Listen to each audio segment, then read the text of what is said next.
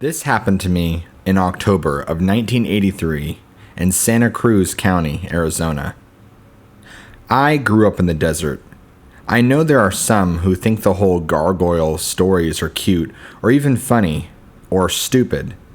But if you do some research, there is a reason that these statues are on ancient buildings and they are considered the devil's offspring. Gargoyles are evil. They are not animals. They are not human. They are something else. Something much worse. I saw the Desert Gargoyle in 1983 after a bunch of satanic worshippers were chased off the old Hanson Ranch in South Arizona. We went out that night to clean up the beer cans scattered all over the place and put out the campfire after the police had escorted them off the property. I already felt like something was watching me. I thought I saw something moving, and there it was in the big mesquite tree, staring down at me with the devil's yellow eyes. I ran screaming to my daddy, and he got a shotgun. That thing came into our house. My daddy shot him straight in the chest. The thing just laughed. The laugh of the devil. Then it smashed out our kitchen wall and flew away. The next night, Mitchell Rogers was found decapitated in his bed. The joke around town was it was suicide, and that's because the police were part of the occult too. Daddy boarded up the house and we moved to Roseville. I never forget that thing from that night. It was the devil's offspring, and it lives in the desert. Beware the Sonoran Desert. I will never go back there.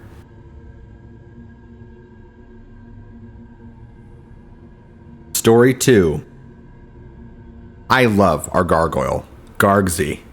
He is nothing to fear. I have known about it since I was a kid. The old-timers used to tell stories about him. The reason he is able to exist is because those of us who live here have respect. But occasionally, there is a jackass, some loudmouth knucklehead who thinks the world revolves around him. But our gargoyle settles up with them soon enough, and they are gone. One way or the other. I'm happy to talk about it because, 1, I think it is possible to live in peace among all creatures. And to me, the gargoyle is no different from a rattlesnake. Just another animal. And, just like the rattler, step on it and you're in big trouble. But I never heard of the gargoyle hurting innocents. Oh, maybe he puts out a warning. But never hurt anybody as far as I know. And no one will believe me. So what's the harm? If you tell people about this thing, it actually ends up protecting the thing because nobody thinks it's real. And 3, nobody, least way, nowadays is interested in going into the no man's land, part of the Sonoran Desert where our friend lives, and seek him out. Maybe in 1,000 years, but I am sure the gargoyle will still be able to hide somewhere between there and his caves, or do whatever else he needs to in order to deal with it. He has been around a lot longer than us. And to answer your question, yes, I did see the gargoyle, in person. Only one time though, and it was a sight to behold. My wife and me live in the Sonoran, and I always hope to see it show up in our backyard. But the one and only time I ever saw it was on a drive through one of the national reservations in Papago, Arizona. We were going from Tucson to Gila Bend. My friend Benny and I were taking the long way home. We were on 86 between 3 points when Benny had to take a piss. Maybe somewhere around Cells on old Indian Route 15. He gets out to piss, I get out and walk around. And as anybody who knows that area will tell you, if you drive through there at night, the cactus look like people lining the desert. And surely enough, that night was no exception. Then, I see one of the cactus about 50 feet in front of me walking due west. Tremendous pointed wings and ram horns. "Benny," I said. "Hey, Ben, look over there." "I'll be goddamned," he said. I whispered to him, "She's a beauty, ain't she?" "A thing of beauty," he said. Benny zipped up. The gargoyle jumped up into the sky and was gone. That's it. The one and only time I ever saw our gargoyle. But I hope it's not the last.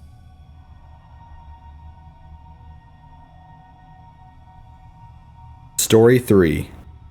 A group of us were trying to cross the border from Mexico to California, but the guy who was taking us said he needed more money. What are you going to do when something like that happens? We were completely at the mercy of the Coyotes. The Coyote that was taking us to California supposedly had a good reputation. He could get you over the border, but also get you in the hands of some friendlies on the other side, and get you set up in a city in Arizona, or even California, and also get you set up with where the jobs were. That was why I paid 3,500 American dollars, and the others, I found out, paid similar amounts. It was a lot to pull together, but since this was after 9/11, the Coyote was much more involved in telling us things that have changed, and it was much together, and on this night, we had to adjust. We were going over the border in Arizona instead of California. The insurance the Coyote took out on each of us was our family. That is, none of us could pay the extra $1,000 he was demanding once we were out in the desert. So he reminded us the information he had about our families. I didn't really care where we went in, as long it was the Estados Unidos. Me and 3 others were standing in the night desert, while the Coyote went to talk to another guy who pulled in a big truck with lots of extra lights mounted on it. We could not hear what they were saying, but we could see them laughing. It felt sinister. His friend drove away. Then the Coyote came back and told us we have to leave now. He was an obnoxious, mean con artist of a man, and I hated him. We started walking forward in the dark. He was back there, behind us, singing and talking shit. The 4 of us began talking to one another. We were wondering how long the walk would be. Then we noticed that we have not heard the asshole in quite a while. We stopped. We called out. He was gone. Just gone. And there we were, stuck in the dark, abandoned in the desert at night, on the Mexican side of the border. We didn't know what to do. This Coyote made all these promises and threats, and bragged as long as he was with us. Then he abandoned us in the middle of nowhere? After calling and searching, we decided to band together and take a risk for the border. We walked and walked and walked. One of the guys with us started to cry. I don't blame him. It is hard when you are walking in the dark and have no idea where you are or how far you're going. But we kept walking. I am in the front and something falls right in front of me. The first thing I thought was Border Patrol, and I jumped. Then we all held still. I looked down. I saw something on the ground. The moon was out, so I could see something. I looked at it for a while. Then I approached it. Maybe some others are out here crossing, and I just threw something to get our attention, I thought. I got up closer and could see something written on the thing that had landed in front of me. It was the tattoo from our Coyote. It was on his shoulder, and that was his arm I was looking at. There was screaming and panic. The group of us took off running and hid in some bushes by the rocks. It could be a lot of things, and all of them bad. Debt, revenge, drugs, territory. And as we crouched behind the rocky bushes, we saw something skid into the sand near the arm. Then the dust cleared, and we could see it was a giant man with bat wings. It grabbed the arm, made a sound like a screeching bird, and flew off into the sky. None of us made a sound. Then we got up wide-eyed and confused, but continued going on in the direction we had started. Only now walking faster and always looking up with fear and searching the dim terrain for possible refugees in case they should appear. About an hour later, we ran into another group who were crossing and joined them. We all did make it across. I knew there were many dangerous animals in that desert, so I was really more worried about what may happen to my family if the Coyote never showed up or got his money. But no one in my family ever had a problem or heard from anybody. I guess they chalked it up to something else, or maybe thought he stole from them. So it was more on him the Coyote and his family. As for the crew, I never saw any of them again. We spread out once we got inside Arizona. I never went back to Mexico. I still send money back to my family, and none of my family ever had a problem from anyone. There was so much life and death going on that night. Even the monsters of myth had to take a back seat to other realities. But many times in the years since, I have thought about what I saw, what we saw, and I wonder if the others have ever told anyone about it.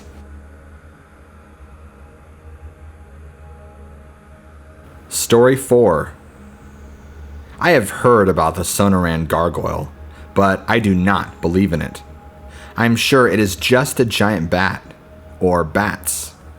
I used to watch the bats leaving their caves at night, south of Tucson. It is a cool thing, but it is also awe-inspiring when you see hundreds of thousands of bats flying into the setting sun like that. It can make your mind play tricks on you. One time in particular, me and my dad and my friend took a drive down to the bat caves around sunset, and then they start pouring out. There's the sound and the sky goes black. Yeah, it's wild. So, it was on that one time we spotted on Lumpy Shadow climb out of the cave and started scaling up toward the knoll. You could really just make out the basic shape. And because those bats have smashed up snouts, it can kinda look like a human face, especially in the setting sun or even the dark. In our case, we were watching this thing climb. It is just a moving pile of wings and elbows. Then it squatted on the cliff and sat there. And seriously, it looked like a ram with wings, but with a human face. Because the sun hits the face on those bats, and it makes it look like it has a bow nose, like a human face. So when we were there watching it, jumped into the air and took off flying among the other bats. But its wings were just not fitting. The big bat's wings were taking wider swoops, slower, more powerful ones. And you could clearly make it out, even among the bat swarm. And when it was flying like that, I could see where a person might mistake the shape of a big bat for something else with legs, arms, or a tail. Just an illusion. But I can understand how someone can make that mistake. To me, the bigger issue is the fact that there are bats in the Sonoran Desert with wingspans bigger than condors. That is probably more dangerous than a gargoyle, right?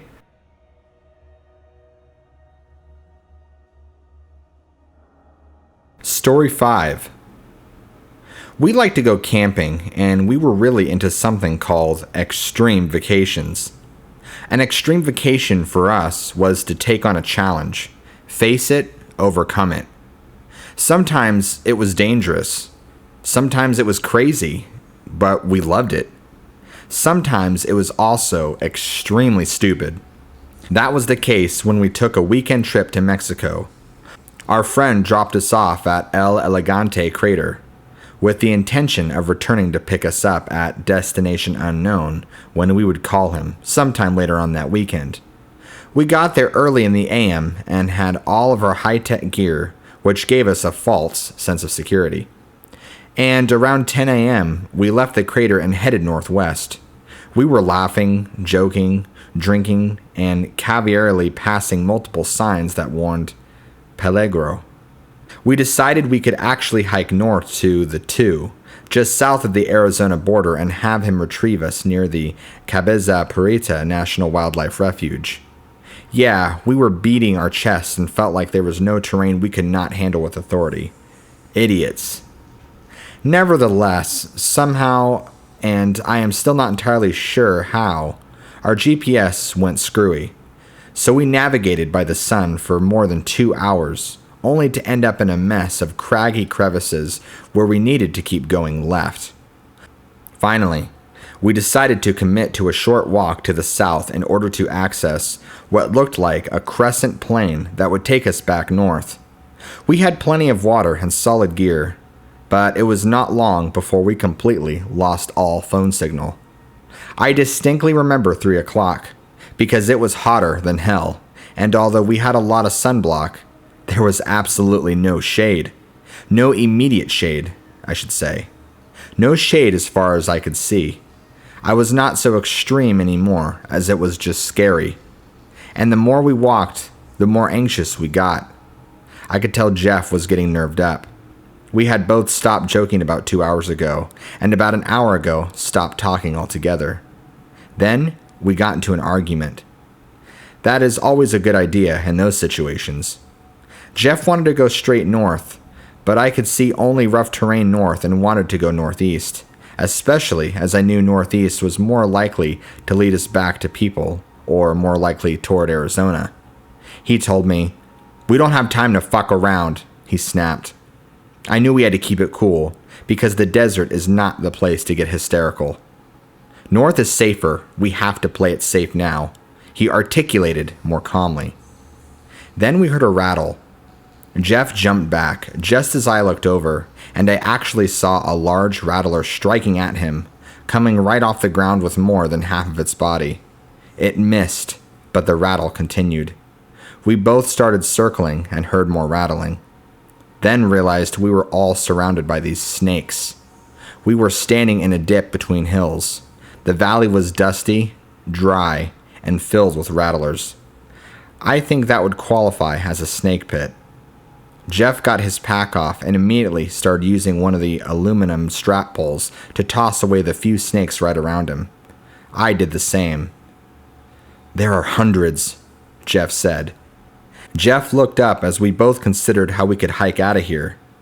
Even though we had flashlights with us, no one wants to navigate a snake pit in the dark, and especially in the short valley we had found ourselves. I distinctively remember that long afternoon shadow falling over the west ridge.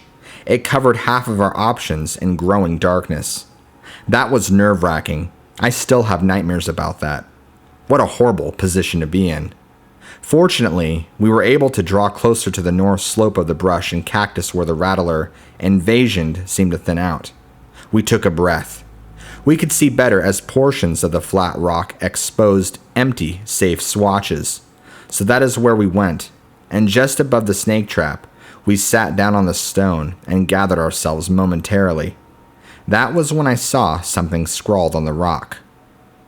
At first, I felt good because I thought vandalism equals civilization, and at that point, civilization was the priority.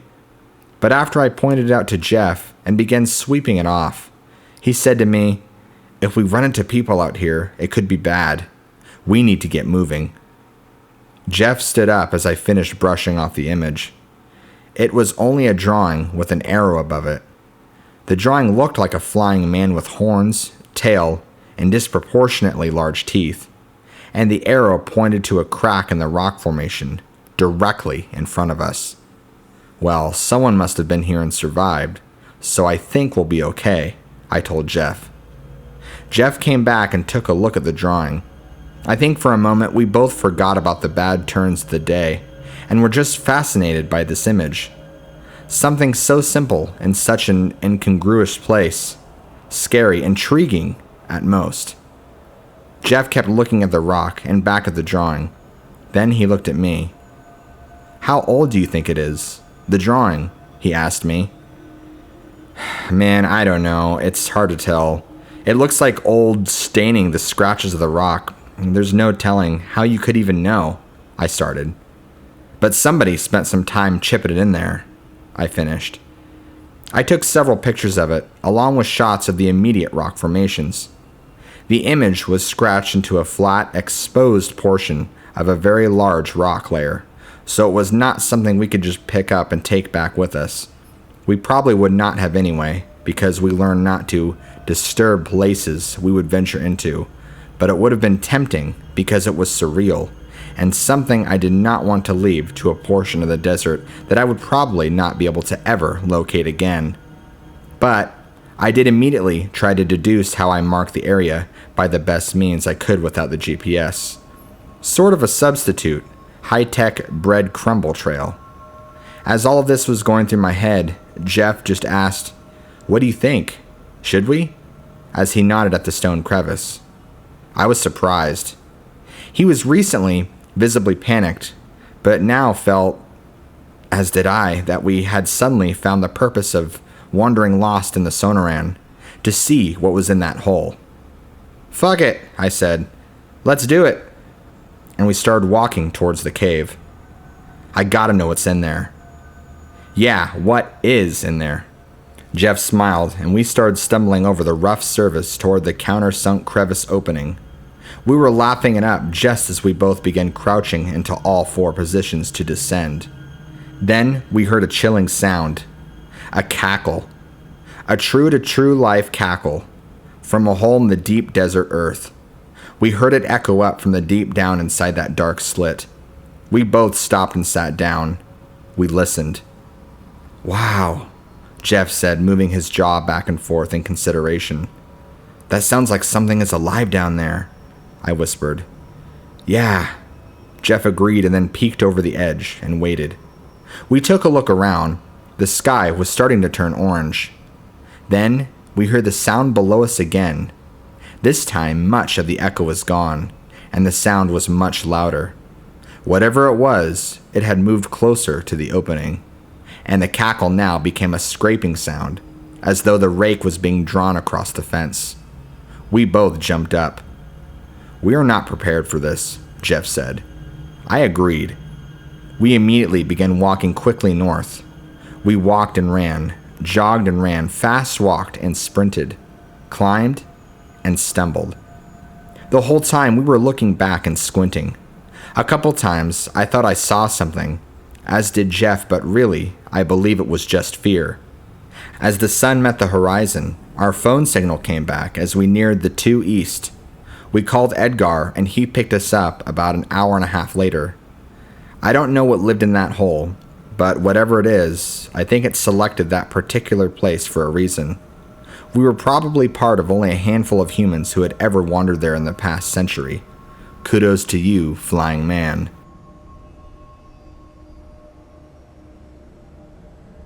Story 6. I am Navajo. My grandfather was an elder with the Navajo Nation. The res extends through 3 states, as they say. I lived with my uncle in Arizona, that area of reservation. I worked at one of the places he had in the south, near Flagstaff. I guess the best part of my working for my uncle was the interaction I had with outsiders. Some of the tourists were distasteful idiots, but the good people made it worth it. Probably about the way life goes. The desert is a pretty bleak place, but when it is the only thing you know, you get to know it well, and you begin to fear everything else. When I was in my later teens, I ventured off the res. I looked up a distant cousin, Mai. He lived south of Phoenix, closer to Tucson. He was so happy to see me. I was happy that he was happy. His mother lived in a trailer, and she was not happy to see me. But I did not take it personally because she was not happy to see anyone. It's funny because my cousin was years off the res, but seemed much more dedicated to tradition than me. Maybe because he romanticized it, while I was still feeling the reality of it. But he would use terms that I did not even know. He asked if I would help him with the sin for his mom. Then he explains that she needs a post put in her driveway.